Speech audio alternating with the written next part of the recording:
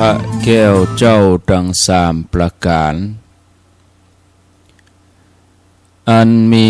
พระพุทธพระธรรมพระสงฆ์กุลพ่อกุลแม่กุลครูบาอาจารย์กุลศีลธรรมกรรมฐานจงมาปกห่มรักษาครูบาอาจารย์พระเจ้าพระสงฆ์ทุกรูปปกห่มรักษาป่อออกไม่ออกศรัทธาตั้นสาธุชนคนดีผู้สนใจใฝ่ในธรรมทุกท่านขอถวายความเคารพแสดงความนับถือพระมหาเถระพระเถรานุเถระเจ้าคณะพระสังฆาธิการครูบาอาจารย์เจ้าที่เปิดวิทยุฟังอยู่ที่วัดที่ว่าเวลานี้ขอความสุขความเจริญในธรรมความผาสุกดังใจความสบายดังกายจงได้บังเกิดแก่ญาติโยมทั้งหลายทุกคนทุกท่านขออนุโมทนากับสถานีวิทยุทุกคลื่นทุกที่ทุกแห่งที่รับสัญญาณนำรายการนี้ไปสู่ผู้ฟังทางบ้านได้เวลาแล้วเนอะได้เวลาแล้วถึงเวลาแล้วได้เวลาสำหรับการรับฟังธรรมะอันเป็นสาระประโยชน์ทางด้านพระพุทธศาสนาน้อมธรรมคำสอนขององค์สมเด็จพระชินวรสัมมาสัมพุทธเจ้าได้มาปะมาพบมามาเล่าสู่บรรดาพ่อแม่พี่น้องพ่อออกแม่ออกพ่ออุ้ยแม่อุ้ยนักศีลนักบุญเท่าแก่น้อยใจยิงตั้งหลายแล้วไผที่ยังบ่ลุกเตื้อก็เกียมตัวลุกมาได้แล้วเนอะเกียมตัวลุกมาได้แล้วหลับลุกเจ้ากินพักดังป่ายหลับลุกควายกินพักดังเก้าลุกเจ้าได้หลายลุกขวายได้น้อยหลับลุกเจ้าเป็นเจ้าดังหลายหลับลุกขวายปาเฮอลูกหลานเป็นหนี้เป็นข้าเนอตื่นมาเหี่ยเนอลุกมาเหี่ยเนอลุกเนอลุกเนอลุกตื่นตื่นได้แล้วลุกได้แล้วญาติโยมท่านทั้งหลายลุกเจ้าตื่นตัวเจ้าบัวกับอาหันยังนาพังพร้อมลุกควายบ่ตันหนทางกีดก้อมก้าตัวบ่ต้อมปุ่นอายจุงเก่งเข้าไว้อย่าไปเฮือขวายต่อหน้าสบายจำไว้เนอเจ้าจำไว้เนอเจ้าอรุณสวัสดิ์ธรรมะสวัสดีสวัสดียามเจ้าศรัทธาญาติโยมท่านผู้ฟังทั้งหลายยินดีต้อนรับทุกท่านเข้าสู่รุ่งอรุณวันใหม่ปะกันเจ้านี้เป็นเจ้าวันจันทร์ที่24เดือนกุมภาพันธ์พุทธศักราช2568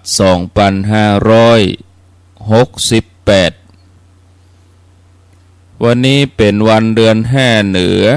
แฮม12 ค่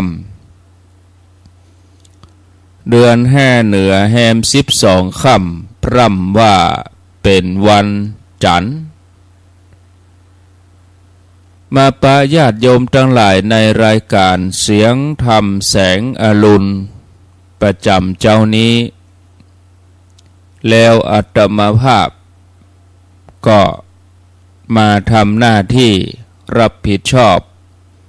ในช่วงเวลาตี 5 ถึง 6 โมงเป็นจำนวน3 วันคือวันจันทร์วันพุธแล้วก็วันพฤหัสบดีส่วนเวลาเมื่อตอนบ่าย 3 ถึง 5 โมงแรงนั้นรับผิดชอบเฉพาะวันพุธสัปดาห์ละ1 วันกูเตื้อนี่จัดวันศุกร์โดยแต่วันศุกร์ตั้งแต่ปี68มาก็ยกเวลาให้พระคุณเจ้ารูปอื่นได้ช่วยกันเผยแผ่เอาเวลามอบให้กับพระสงฆ์รูปอื่นให้เปิ้นได้มาเผยแผ่ธรรมะศรัทธาญาติโยมทั้งหลายก็จะได้ฟังอันอย่างที่หลากหลายส่วนรายการภาคกลางคืนนั่นก็เมื่อไหนได้มาเข้ารายการเดือนไหนเตื้อก็คือทุกวันพุธต้นเดือนบางเดือนก็บ่ได้เข้ารายการเพราะว่าจนกันติดงานก็เลยบ่ได้เข้ารายการก็คือครูบาอาจารย์รูปอื่นตนอื่นเปิ้นเข้าแทนแถมบางทีงานก็กำหนดมาตรงกับที่เฮารับผิดชอบเวลารายการใจแต้ๆนี่บ่อยากจะละรายการธรรมะนี่เพราะว่านั่งเผยแผ่อยู่แล้วก็มีคนฟังที่หลากหลายที่เปิ้นไหลขึ้นมานี่แสดงว่าเปิ้นเต็มใจที่จะฟังการใช้เสียงก็บ่พอเดือดร้อนนักเท่าใดถ้าเฮาไปเทศไปบรรยายตามงานบ่ว่างานศพบ่ว่างานอบรมบ่ว่างานไหนอย่างก็จังบางทีเครื่องเสียงนั่นก็บางคนก็บ่ชอบเสียงดังบางคนก็ฟังไปอย่างนั้นนะเพราะว่าสถานการณ์บังคับสถานที่บังคับเพื่อจะต้องนั่งฟังอย่างงานศพบ่ฟังเนอะก็จำเป็นต้องฟังเพราะว่าเทศไปตามประเพณีคนไปห่วมงานแล้วโอกาสที่จะมาฟังเทศฟังธรรมะนี่ยากบ่ค่อยมีแต่การออกสถานีวิทยุนี่กำหนดกลุ่มเป้าหมายผู้ฟังได้แต่การไปเทศไปบรรยายแต่ละงานบางทีกลุ่มเป้าหมายนั้นก็เอามาโหกันรวมกันกลุ่มที่เต็มใจฟังก็มีบ่เต็มใจฟังก็มีกลุ่มที่เต็มใจฟังเพิ่นถึงมานั่งช่องหน้าเนี่ยเงียบสงบเคารพธรรมกลุ่มที่บ่เต็มใจฟังก็เสียงดังอู้ศูนย์ตูเจ้าเทศเขาก็เทศละแต่เวลาจะเอาปอนนี่ดักเนอะเงียบไวเนี่ยหูทีจะเอาปอนเป็นภาษาบาลีนี่โอ้เงียบแต่เวลาพระพระเทศพระบรรยายอันที่จะเป็นธรรมะเอาไว้สอนจิตสอนใจชโรมจิตใจอันนี้บรับไว้เนี่ยเหี่ยบางทีพระเทศเมินน้อยก็ประท้วงในใจละกำนิ่มถ้าเอามาเนอะพระรูปนี้องค์เทศนี้เทศเมินลำไปบ่ได้กันบ่ได้กินมันก็เนี่ยจะได้ศรัทธาญาติโยมประเพณีก็คือประเพณีมันเลี้ยวๆไปยะ แ แต่การได้ออกสถานีนี่คนที่เปิ้นเต็มใจต้องอันที่เปิ้นมานั่งฟังตั้งอกตั้งใจมาไหลคลื่นมาบางทีบ่ได้ยินก็ยังเสาะหาแสวงหาเอาสายมาต่อเอาเสาอากาศทำทุกวิถีทางเพื่อได้ฟังชัดๆเพื่อได้ฟังทีบางทีหายไป10 นาที20 นาทีกาสัญญาณอินเทอร์เน็ตมันดับไปกาไฟฟ้าดับไปกาครูบาอาจารย์พระเจ้าประสงค์เพิ่นติดธุระกาก็ก้องหาบ่ได้ฟังนี่เดือดร้อนบ่ม่วนใจบ่ได้ยินแต่เวลาไปเทศไปบรรยายแต่ละงานนี่ได้ฟังนักบ่ม่วนบ่ต้องเมินเพราะว่ามันเกินเวลาที่จะกินจะเล่นที่เหมาะ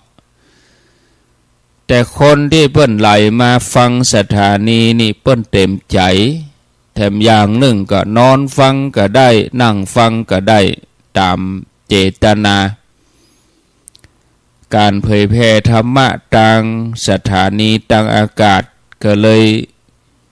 มีมนต์เสน่ห์มันดีอย่างอี้สังเกตได้จากรายการก่อนหน้าตะกี้ท่านสมชาติชาตะปัญโยวัดบรรพตสถิตเปิ่นไปธรรมยาตราคำว่าธรรมยาตราก็คือการเดินโดยอาศัยธรรมะย่างก้าวด้วยธรรมะก็เปิ่นก็เดินไปเทศน์ไปสอนไปบรรยายไปบ่ใช่เดินธุดงค์ถ้าเดินธุดงค์ก็ต้องสมทานต้องประพฤติวัดปฏิบัติปลีกวิเวกอันนี้เป็นห้องธรรมญาตรา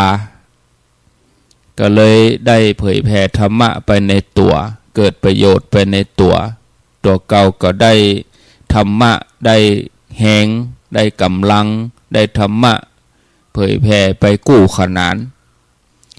การเผยแผ่ก็บละธรรมะก็เกิดศรัทธาก็ฟังติดตามเปิ้นอยู่ที่ไหนเดินไปถึงตัดใดโทรศัพท์หาอย่างนี้เป็นต้นศรัทธาญาติโยมตั้งหลายพอเวลาก็ล่วงเลยไปก้าเกริ่นอู้นำนี่ก็เกือบครึ่งชั่วโมงแล้วก่อนที่จะอู้สาระธรรมะนี่ก็มาอู้ถึงที่บ่ได้จัดรายการ 2-3 วันที่ผ่านมาแล้วก็ทำให้สถานีวิทยุบางทีสถานีสัญญาณบ่มีออกไปก็อย่างก็มันแต่ว่านี่ฝนตกว่ะตั้งโดยหล่อเจียงใหม่นี่อาตมาปิกมาถึงวัดแต่คืนนี่พอน้ำประห่วงก็ถามเดนว่าฝนตกมาได้ตกมาแรงเมื่อคืนตกนักเหมือนกันแต่เฮาว่าก็ถึงว่าผ่านไปวันหนึ่งแล้วน้ำก็ยังขังอยู่ทิ้งร่องรอยไว้ก็แสดงว่าตกนักพอสมควรสร้างความชุ่มเย็นดับฝุ่นดับควันดับ PM 2.5 หญ้าไม้ได้กินน้ำจากอากาศของกินอยู่บนฟ้ากันเดียวพักไม้ใช้เครือมันก็จะปงเป่งบานดอกกาเนี่ยนกหนูก็จุ่มเย็นเนี่ยดีบ่มีลมหลวงบ่มีบ่เฮ็บก็คือว่าดีนะก็ที่อาตมาเข้าไปพุ่นบ่มีนะที่อมก่อยพุ่นต่างระยะต่างที่ออกมาก็บ่ปะฝนแล้วก็คืนนั่นก็บ่ตกคืนวันที่22นั่นน่ะแต่ฝนทางบ้านเฮาหลายพื้นที่นี่ตกวันที่22โอ้ถ้าตกหมอกที่ตกทางบ้านเฮานี่จะออกมาบ่ได้กันนะพอต่างนี่ยากขนาดเป็นมงเป็นลูกลังเป็นขี้เปอะมันจะออกบ่ได้เอาจนพุ่นน่ะรอจนมันแห้งพุ่นน่ะแต่มันยาก พอสถานการณ์นี้คงจะออกมาได้ง่ายๆอันนี้ก็นับว่าโชคดีเนาะบ่มีอุปสรรคอะไรอย่างคนอื่นนี่มีอุปสรรคมีก็อาตมาตนเดียวมีอุปสรรคลดกลุ่มอาตมานี่แต่ก็ผ่านไปแล้วเนี่ยเป็นอดีตไปบ่มีปัญหาอย่างถ้าเขาบอกว่ามีปัญหานั่นปัญหานี่มันจุกจิกเนี่ยทำให้กวนใจบ่ได้แล้วถึงอย่างหนึ่งก็มันเป็นสิ่งที่เขาแก้ไขไปแล้วมันจบไปแล้วถ้าเอามาอู้มันก็จะทำให้คนฟังกังวลแถมบ่ม่วนแถมแต่มันแล้วไปแล้วเอากับสิ่งดีๆที่มันทำให้เขามีความสุขจิตใจมันเกิดประโยชน์นักกว่าก็ขอขอบคุณท่านที่ฝากห่วมฝากหอมมาเนอะทุกบาททุกสตางค์มีก่ามดเอาไปห่วมตานตวยเอาไปแจกเอาไปทำอาหารกับข้าวหลายๆอย่างเป็นประโยชน์หมดเนอะที่เอามาหอมเสื้อผ้ากันอย่างกายนะได้เกิดประโยชน์หมดเลยทุกอย่างของกินนี่นะญาติโยมแม้แต่ปลากระป๋องแม้แต่อย่างนะบ้านเฮานี่ก็พออย่างนั้นใหม่ๆก็ล้ำเหมือนไปมันก็กินมันก่ายเขาก็เก็บไว้กันนี้เก็บไว้เนอะศรัทธาญาติโยมครัวอย่างที่ศรัทธาญาติโยมคือว่ามันใจได้อยู่นะยาเนี่ยเพิ่นได้ใจแต่เนอะยาสามัญประจำบ้านนี่นะญาติโยมเก็บไว้เนอะที่เฮาครัวอย่างที่ในบ้านเฮานะเฮาหันว่ามันรกรุงรังเฮาอยากจะเพี้ยวอีนะเฮาบ่ฮู้จะใจไปอย่างใดแล้วอีนะเอามาเนอะบริจาคโขนขึ้นไปปุ่นหมดอ่ะได้ใจหมดอ่ะนะวันอื่นก็ก้อยเอามาอู้ทีละน้อยละน้อยไปรอบนี้ก็มีผู้ที่ร่วมไปนักอยู่ร่วมเดินทางการรถก็10 กว่ากันนะ10 กว่ากันพี่น้องศรัทธาวัดม่อนฤาษีก็5-6 กันก่อนโอ้เพิ่นใจถึงเนอะไปนอนพุ่นด้วยกันเลยโยมก็ดีสุภาพบุรุษสุภาพสตรีโยมแม่หญิงป้าจายนี่เพิ่นแยกกันนอนก็นอนอาคารโรงเรียนท่านน่ะส่วนพระคุณเจ้าเฮานี่นอนบนพุ่นปอดลมแห้งลมบึ้งฝุ่นก็ฟุ้งเข้ามาแต่มาได้ใส่หน้ากากตลอดทำใส่หน้ากากนี่จะแสบปากแสบดังเมื่อเจ้านี้คงจะอู้เสียงคงบ่มีละฝุ่นนักแต่ว่าเดึกมาลมก็สงบเย็นลมก็สงบลงไปก็เปิ่นปรับตีใหม่มันก็เป็นฝุ่นเนาะธรรมดาแถมอย่างหนึ่งก็ต่างลดขึ้นรถมันย่ำกี่กันบ่ฮู้บดอยู่หั่นน่ะยังเปิ้นเอาขี้ฝุ่นขี้ดินมาต่ำมันก็แล้วมันก็เป็นฝุ่นรถย่ำไปย่ำมาเวลาลมปึ้งตั้งลุ่มมันก็ฟุ้งขึ้นดังบนเป็นอย่างเปลวไฟนี่ขี้ฝุ่นมันฟุ้งขึ้นน่ะเมียเต็นท์ที่เฮาเอาไปกลางมันหลังคามันดึงเป็นฝุ่นหมดเฮาสังเกตพอใบไม้หั่นเด้อแล้วก็คนเตียวก็ตึงเป็นฝุ่นอยู่แล้วยิ่งรถซ้ำให้ก็ฝุ่นนักอยู่ก็ครูบาอาจารย์นี่เพิ่นนอนอยู่บนดอยบนวัดปุ่นก็ทำกิจกรรมกันมีการทำวัดสวดมนต์เจ้าเย็นถวายภัตตาหารเจ้าแล้วก็แจกครัวแจกของแจกอาหารแจกขนมก็เกิดประโยชน์หลายๆด้านแต่ละแผนกก็แบ่งหน้าที่ทำงานกันไปก็ญาติโยมก็อนุโมทนาเนอะแถมรอบหนึ่งได้ไปเดือนหน้านี่ก็วันที่8 ที่ 9ตรงกับวันเสาร์วันติดเอามาพอปฏิทินเดือนกุมภากับเดือนมีนานี่ ตรงกันหมดนะวันเสาร์ก็วันที่หนึ่งวันติดวันที่สองเดือนกุมภาก็เป็นวันเสาร์วันติดตรงหมดเลยเชื่อญาติโยมเอาปฏิทินมาเปิดพอประเดี๋ยวนี้เถอะตรงกันเดือนกุมภาวันที่หนึ่งเป็นวันเสาร์เดือนมีนาวันที่หนึ่งก็เป็นวันเสาร์แล้ววันที่8มีนาวันที่9มีนาก็เป็นวันเสาร์วันติดแล้วก็วันที่8ที่9กุมภาก็เป็นวันเสาร์วันติด15วันเสาร์ที่15เดือนกุมภาก็เป็นวันติดเดือนกุมภาเป็นวันติดเดือนกุมภาเป็นวันเสาร์16เป็นวันติดเดือนมีนาก็เหมือนเดียวกัน15มีนาก็เป็นวันเสาร์16มีนาก็เป็นวันติดตรงกันหมดอ่ะแต่ว่าเดือนนี้มี28วันเท่านั้นนะเดือนกุมภานี่มี28วันเท่านั้นเดือนหน้านี่จะได้ไปวันที่8ที่9ก็ที่เก่าที่เดิมนี่นะอย่างใดก็บ่ดีครูบาอาจารย์เปิดติดงานหลายตนก็ท่านพระครูกัลยาณปโมทว่าขอไปกรรมนี่เนาะเพราะว่าศรัทธาบ้านดงหลวงเวียงหนองล่องโดยท่านมหาจำลอง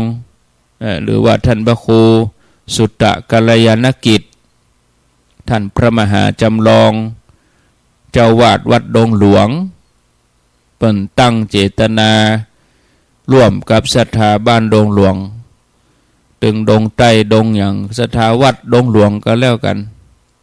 ดงใต้ดงเหนือน่ะแม่นหมดเนาะเปิ่นตั้งเจตนาเป็นเจ้าภาพต่อน้ำประปาต่อน้ำประปามานี่300กว่าต้นละ4เม็ดญาติโยมลองคูณพอหรอกี่กิโล3 4 12ก็กิโลป่ายดูต่อน้ำมาใจนะกิโลป่ายแต่บ่ต้องสูบต้องอย่างเนอะน้ำไหลตลอดเป็นประปาภูเขาต่อจากน้ำตกมาน้ำแห้งจัดดีก็เอามาใจตีห้องน้ำห้องอย่างจัดดีน้ำนิ่มเดือดร้อนละแต่ว่าสำคัญคือต้องมันไปยื้อไปใจงัวมันจะไปย่ำงัวเปิ้นเอาปล่อยแพะไปย่ำต่อแตกเหี่ยก็จบข่าวน้ำหัวนะต้องไปยื้อไปใจไปตรวจตรางัวนักเหมือนกันเนอะเปิ้นเอาปล่อยในป่าถ้างัวมันไปกินน้ำนี่เราก็ไปย่ำต่อแตกเหี่ยก็เป็นว่าบ่ได้ใจแต่ว่าน้ำก็ใสดีนะน้ำใสหันหินหันทรายนะศรัทธาญาติโยมก็วันที่8ที่9นี่ก็จะเดินทางไปแห่มกรรมนะตั้งนี้ไปก็ได้เดินทางไปทีน้อยนะเพราะว่าหันความตั้งใจแล้วก็ลูกหลานเยาวชนเพิ่นสนใจที่จะบวชนักอยู่อาตมาว่าถามว่าไผใครบวชพ่องยกมือเป็นชาวก็เลยครูบาอาจารย์ตั้งเป้าไว้50ถ้ามีคนสมัครบวช50นี่จะไปจัดบวชที่ปุ่นเลยที่อมก่อยบ้านแม่หลองปุ่นบ้านแม่หลองใต้จัดบวชเนนปุ่นถ้าเฮาเอามาบวชตั้งนอกก็อินดูพ่อแม่เปิ้นต้องเหมารถต้องยังวิทย์การวิทย์งานไปเหลือแต่ว่านี่เปิ้นฟังไปการเปิ้นเนาะปอนละคำเอาเปิ้นมีการของเปิ้นกินข้าวงานแล้วก็ปะไปสวนไปให้หน้านี้เป็นหน้าเพียวถางเปิ้นต้องเพียวให้เปิ้นเตรียมที่จะปลูกข้าวให้นะกินข้าวง่ายแล้วก็ไปบางทีข้าวง่ายกับได้กินเตื้อห่อไปด้วยเปิ้นมีการแต่ถ้าเฮาไปจัดกิจกรรมจูปุ้นเนี่ยเปิ้นมาห่วมหนักตึงดอกอ่อนคนใหญ่ลูกเด็กเล็กลูกเล็กเด็กแดงอุ้มกันมาเตี้ยวขึ้นดอยแห่มต่างหากหมู่ศรัทธาเฮานี่เฮายังขี่รถเฮาว่ามันตุกมันยากขี่รถ ไม่ตุกอย่างได้ขี่รถเกิดพอตีเปิ้นไปในเปิ้นเตียวอุ้มลูกหำต่างหากอันหนึ่งก็จูงอันหนึ่งก็อุ้มเตียวขึ้นดอยมือหนึ่งก็กำของกินเอาใส่ถุงห้อยจะไปอุ้มลูกก็ดีอุ้มจูงก็ดีจูงระวังรถก็ดีระวังขี้ฝุ่นแถมโอ้ยะเปิ้นก็ความเปลี่ยนสูงความพยายามสูงขึ้นไปถึงบนดอยปุ่นที่จะสร้างสำนักปฏิบัติธรรมที่จะสร้างสถานที่รวมจิตใจเขานี่อยู่บนดอยหน่อยก็เดินขึ้นบนดอยนะเดินขึ้นบนดอยนี่ถ้าถึงระยะทางตรงนี่ก็ประมาณ500 เมตรแต่มันโค้งไปตามดอยนี่ก็เป็นกิโลเหมือนกันตังก็จริงพอสมควรรถวิ่งเลนเดียวรถสวนไปได้ต้องขึ้นต้องทยอยกันขึ้นไปก็กินต้านกันก็ธรรมดาศรัทธาญาติโยมบางท่านก็จะเข้าใจไปคนละอย่างบางคนก็เนี่ยบัดไปต้านที่มันสบายที่มันดีๆก็อันที่สบายแล้วเขาจะไปอย่างอันที่เพิ่นลำบากที่เพิ่นต้องการปุ้นอันที่อยู่ดีสบายนะครับก็มันสบายอยู่แล้วนะมันตึกอยู่อย่างอันอยู่แล้วแต่บางคนก็แล้วแต่เนาะแล้วแต่ว่าคนจะชอบอันนั้นก็ตามอัธยาศัยที่พอสะดวกของภัยของคนของท่านนะที่เพิ่นตั้งใจเพิ่นอยากจะทำจริงๆก็มีอันนี้เราบังคับกันบ่ได้แล้วแต่ประชาธิปไตยเอาแล้วญาติโยมทั้งหลายมาธรรมะกันหน่อยก็เดียวจะบ่มีธรรมะวันนี้ตั้งใจว่าจะพักสักกรรมไหมนะก็มันยังได้ก็บ่ดีนะเวลาแค่ชั่วโมงเดียวก็อดสละเอาอดสละเอาก็เดียวถ้าบัดส่งเสียงออกไปก็พิมพ์ไลน์มาเถอะเหมาะอย่างบ่เข้ารายการไปไหนบ่สบายกับท่านเนี่ยออกรายการจบไปเลยเนาะความเมตตาปรารถนาดีต่อกันเป็นสิ่งเดียวที่ทำให้มนุษย์อยู่ร่วมกันอย่างมีความสุขความเมตตาเนี่ยมันทำให้คนเฮาอยู่ด้วยกันอย่างมีความสุขบอกว่าเชื้อชาติใดศาสนาใดชนชั้นใดองค์พระสัมมาสัมพุทธเจ้าสอนให้หมู่เฮาพุทธบริษัทให้เป็นคนที่มีจิตประกอบด้วยเมตตาบ่เบียดเบียนกันนอกจากบ่เบียดเบียนกันแล้วก็ให้ประกอบด้วยกรุณาเกื้อกูลกัน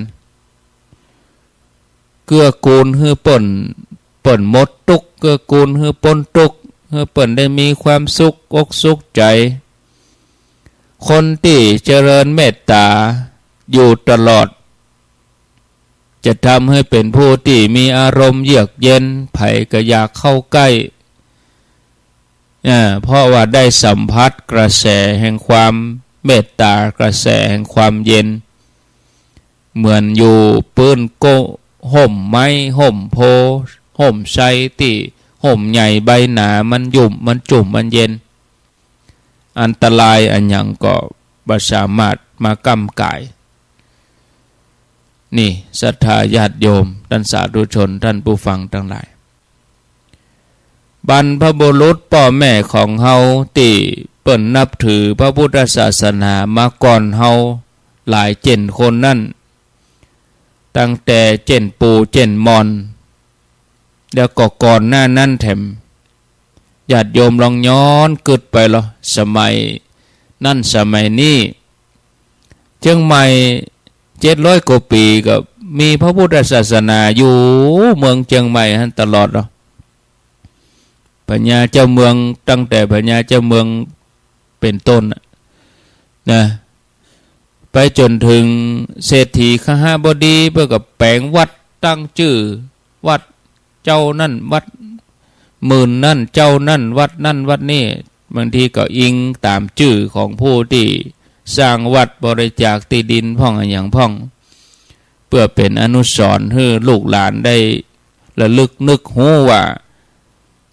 ต้นตระกูลนี้เป็นต้นตระกูลที่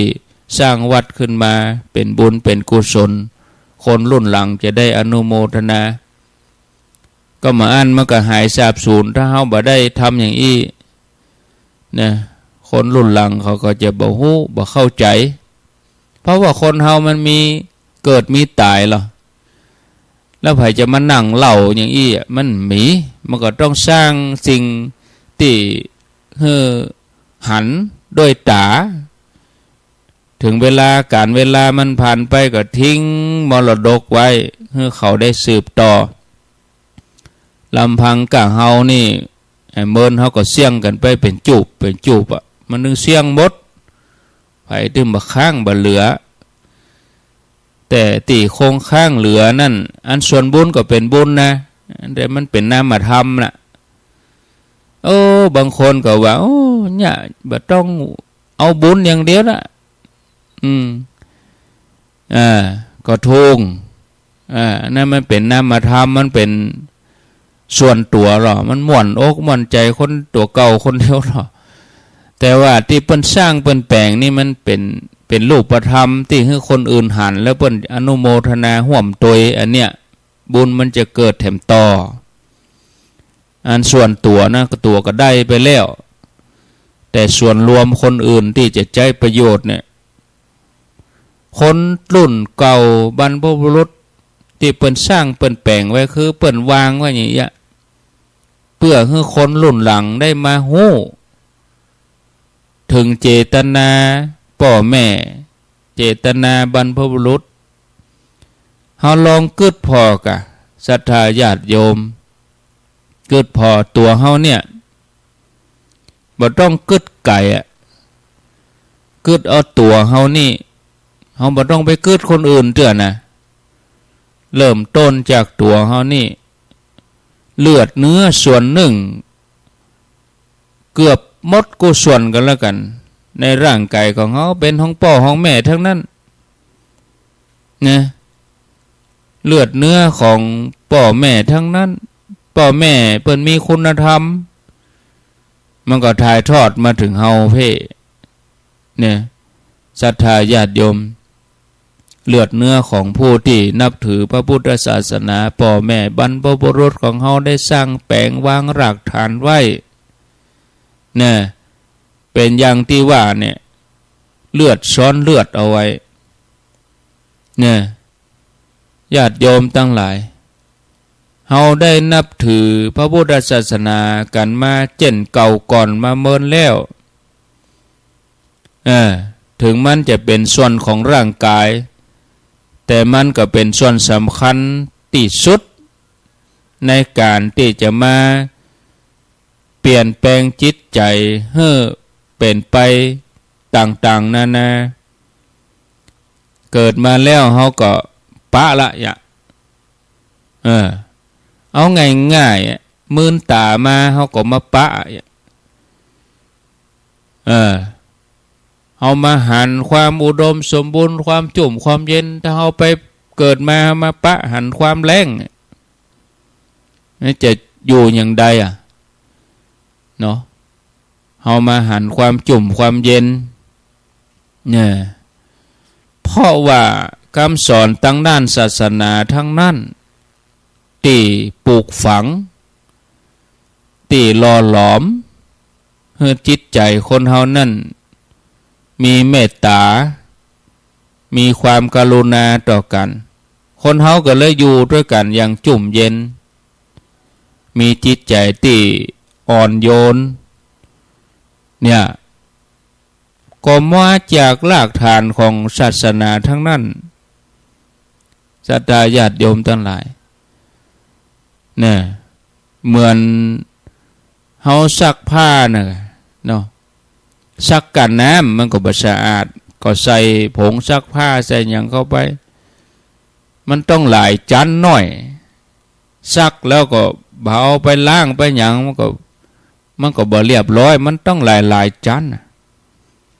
คนเฮานี่เกี่ยวข้องเกี่ยวเนื่องกับศาสนากับชีวิตเฮานี่ทุกระยะนะแต่งงานก็ศาสนาขึ้นบ้านใหม่ก็ศาสนามีอะไรอย่างเกิดขึ้นกับชีวิตเฮาก็ต้องกึดถึงศาสนากึดถึงสิ่งที่ยึดเหนี่ยวจิตใจทุกครั้งเลยจะอยากดีมีจนโจกดีมีเงินมีทองเนี่ย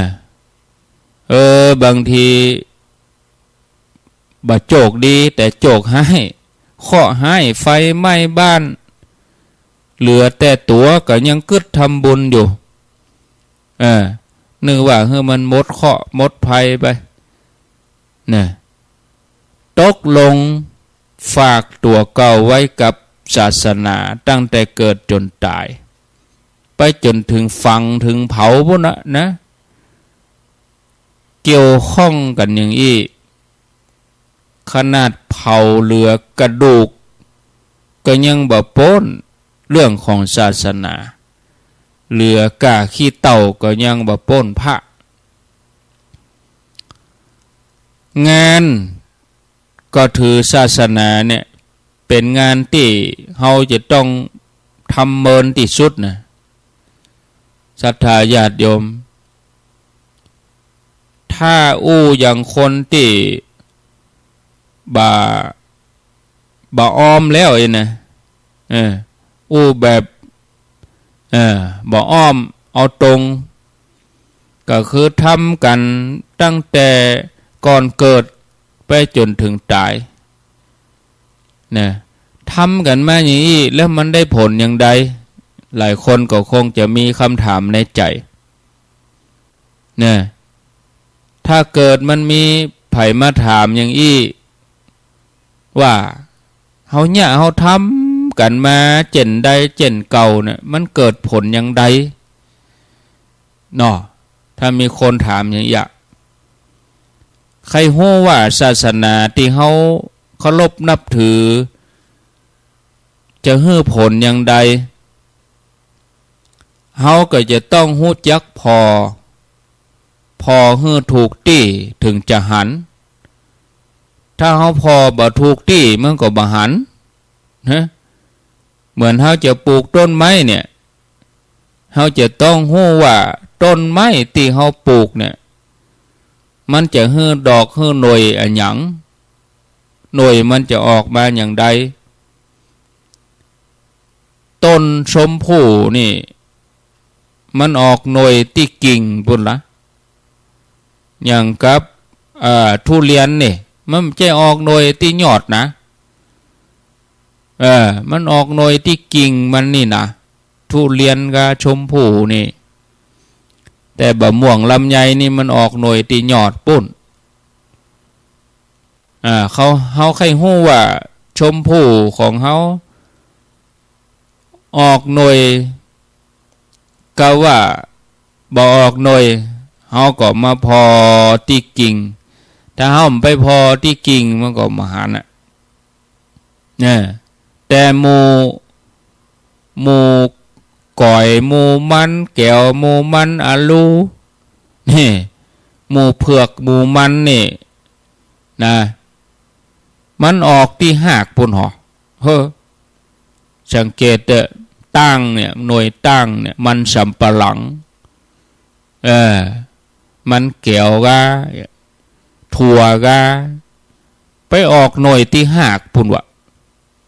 เขาใครหันเราก็ต้องเอาหากมาดึงออกมาถึงเวลาเก็บผลผลิตจะต้องเอาออกจากดินขึ้นมาถึงจะหันว่าอันนี้หน่วยมันนะหัวมันเนี่ยมันแบบเจ็บไปอยู่ที่ยอดที่กิ่งบนหรอมันไปหันเนี่ยบางชนิดก็ออกตามเครือแบบแปบกาถั่วบางชนิดถั่วฟักยาวนี่หวันไปตามเครือบะฟักบะแตงมูนี่ถ้าเราปลูกอ้อยผลของมันอ้อยนี่มันดอกมันก็มีแต่ว่ามันบ่ฮื้อหน่วยผลของมันอยู่ที่ต้นบุญหรอก ความหวานเขาเอาต้นมันมาปอกมากินน้ำหวานมันอยู่ติดลำต้นปุ้นหัวมันก็บ่มีหากมันก็มีแต่อันน่ะดอกมันก็มีอย่างนั้นนะแต่ว่าพืชชนิดเดียวกันคล้ายๆกับอ้อยนี่แต่ว่าผลมันแนบติดลำต้นแห่งอันหนึ่งก็คือหมูข้าวโพดข้าวปังข้าวฉลีหมูนี่ดอกมันก็มีแต่ว่ามันไปออกผลที่ลำต้นปุ่นหรอแล้วเอาลำต้นมากินมันก็เบาหวานเหมือนอ้อยแต่ลักษณะมันเหมือนอ้อยข้าวโพดนี่นะมันเป็นอย่างนี้ศรัทธาญาติโยมอันเนี้ยเปิ่นพอตีผลสังเกตพอถูกพอดีการพอศาสนาพออย่างใดก็ก่อยมาฟังกันในวันพุธปุ่นก่อนเนาะถ้ามีเวลาหรืออาจจะวันพุธก็จะขอเวลาท่านสาธิตเปิ่นสักชั่วโมงหนึ่งกับอินดูเปิ่นเปิ่นถึง2 ชั่วโมงแล้วก็ชั่วโมงหลังเกินชั่วโมงหลังนั่นก็เป็นการเปิดสายหลากยาวอินดูเปิ่นวันพุธก็จะขออนุญาตกำอันศรัทธาจะลืมไปเผื่อจะข้ามไปแถมวันหนึ่งลืมไม่ใช่ญาติโยมบางทีเขาความลืมนี่มันมีมดกูคน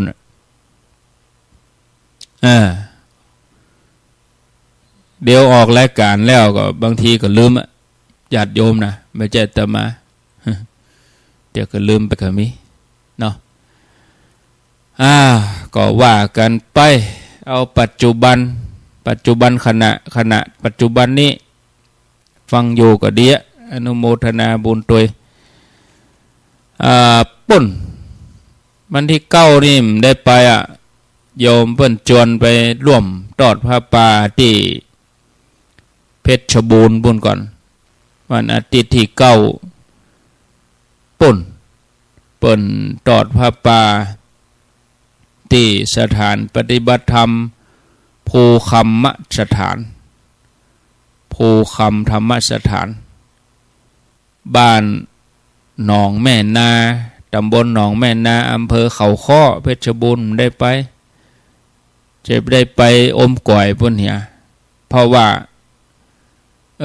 ตั้งใจแล้วว่าถ้าว่านักเรียนเปิ้นมีนักก็จะไปจัดบวชตั้งเป้าไว้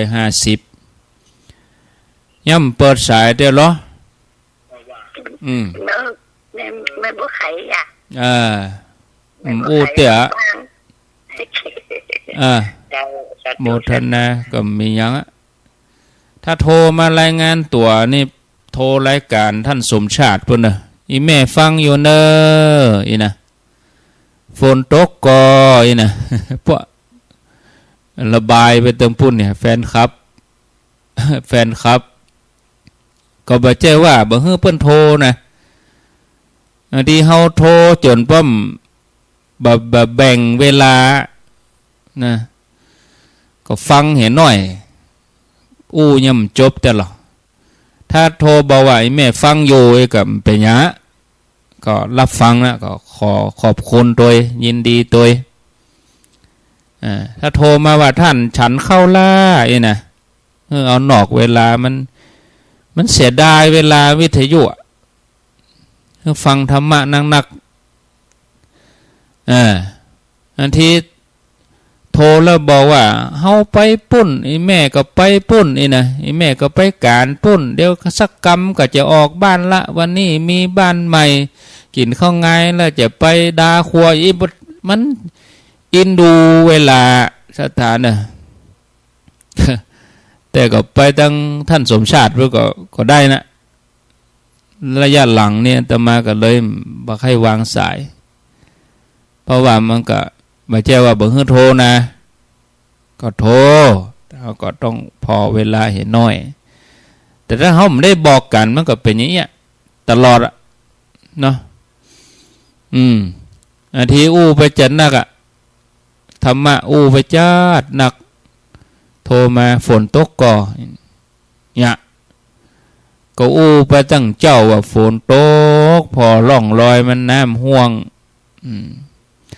อาตมาบางที อาตมามาดีมันก็ฟังท่านสมชาติเพื่อก็ยังมาโอ้เนาะใจดีกับคนเฒ่าแต่อาตมานี่ใครเข้มข้นหน่อยเนอะใครจัดระเบียบหน่อยคนเฒ่าบางคนก็โทรมาว่าอีแม่ก็อยู่คนเดียวอยู่บ้านคนเดียวบ่ได้เนอะจะไปบ่ให้บ่ดีเนี่ยเบอร์โทรเบอร์บอกออกอากาศกาไปอู้ว่าตัวเก่าอยู่คนเดียวแล้วฉันบอกบ้านนั่นบ้านนี่ตัวอยากจะไปบอกเพราะมันเป็นสาธารณะมันบ่ใจกะเฮาคนเดียวหรอที่เฮาโทรเข้าเนี่ยเปิ้นฟังกันตึงบ้านตึงเมืองคนดีก็มีคนให้ก็มีมันบ่แน่นะบ่ใจว่าคนฟังรอฟังธรรมะนี่มันจะดีหมดบ่ใจนะบ่ได้นะศรัทธาญาติโยมเด้อ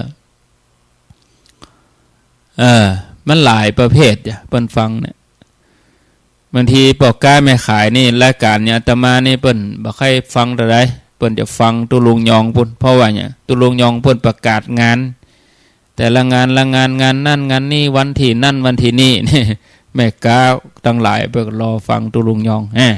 ไปตั้งปุ่นหมู่ที่ชอบโทรนี่กับปะที่ท่านมหาท่านสมชาติพุ่นนะตะกี้ได้ยินสายหนึ่งโทรท่านมหาอีแม่เป็นห่วงแต่ฝนตกอาตมามากึดตลกก็ท่านมหาจะเตียวห้ำฝนก็แล้วแต่เปิ่นไกเนาะ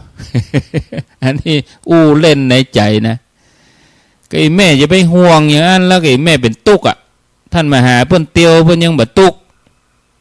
เลยแม่ไม่เป็นกังวลกลัวท่านมหาห้ำฝนก็ฝนตกห่มท่านมหาจะไปเตียวห้ำฝนยังเนาะเปิ้นบ่เตียวเปิ้นก็ต้องเข้าลบเข้าห่มกะอีแม่ก็มาเป็นกังวลนะมันจะเป็นตุกนะเนอะพอเวลาละพอละโชคดีมีใจอายุวันโนสุขังปรัง